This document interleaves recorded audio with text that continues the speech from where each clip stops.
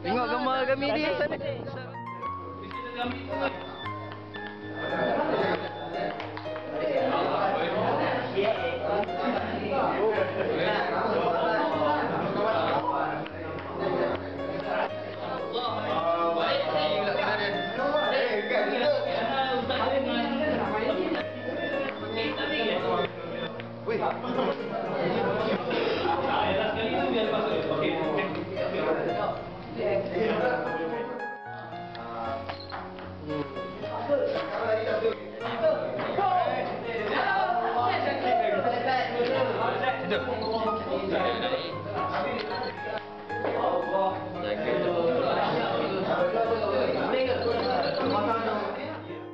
Cara dia adalah anda diminta setiap sudu yang anda terima, contohnya sudu ni gula dan inilah gula yang anda ambil.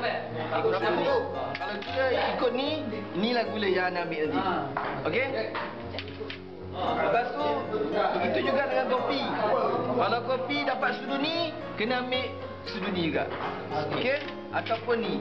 Dan satu lagi, sudu ni akan kami guna bahagian ni saja. Sebab jadi kita ambil guna yang ni. Jadi kita ambil guna yang ujung ni. Okey? Faham tak? Okey, tak apa. Begitu juga dengan garpu. Okey, boleh menang kita ni. Betul.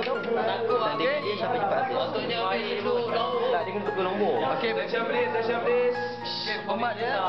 Siapa paling cepat habis dikira pemenang. Dia macam ni. Tak, paling cepat habis apa? Minum air. Okey, mula-mula setiap kumpulan akan ambil gula dan kopi. Okey, dah siap semua dan kumpulan B pun akan begitu juga.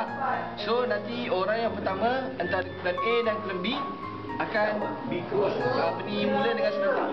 So yang mana habis awal dulu, dia akan terus kepada dua. Yang habis awal terus ketiga, keempat dan kelima. Minum Okey. Maknanya korang akan berfighting dua, yang mana paling laju. Habis minum. Air panas. Air suam.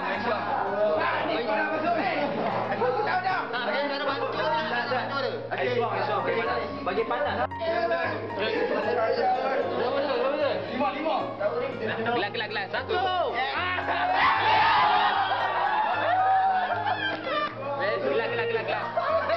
Siapa? Isan, tak apa. Hang kena minum laju aku minum laju Kita pergi minta gula tu. shoot, okey. Tak tadi. Okey. Boleh dah. Okey, betul. Saya tunjuk. Mengenali nama. Bila sebut Grammy ke-12 ni, dia mencerminkan satu kelompok yang berbeza. Bila dia tanya pengurusi tadi, dia cakap tahun ni buat dibatin penyertaan 60 orang. Bagian tu satu kejayaan besar dah untuk DPM. Sebab bukan senang penganjuran di luar dengan tadi cerita pas-posa, beberapa masalah lagi sebagainya. Alhamdulillah, bagi anak DPM berjaya lah untuk menganjurkan hari keluarga berbentuk macam ni. Cuma harapan sendiri supaya dapat mengekalkan momentum. Bukan senang kita nak kumpul ramai. Sebab setiap zaman ada tokoh dia. Setiap tokoh ada cara dan agenda dia.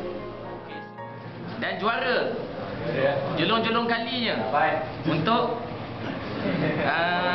Gravity pada 2012 dimenangi. Juara. Siap sedia. Duk. Dapat. Okey. Doraemon.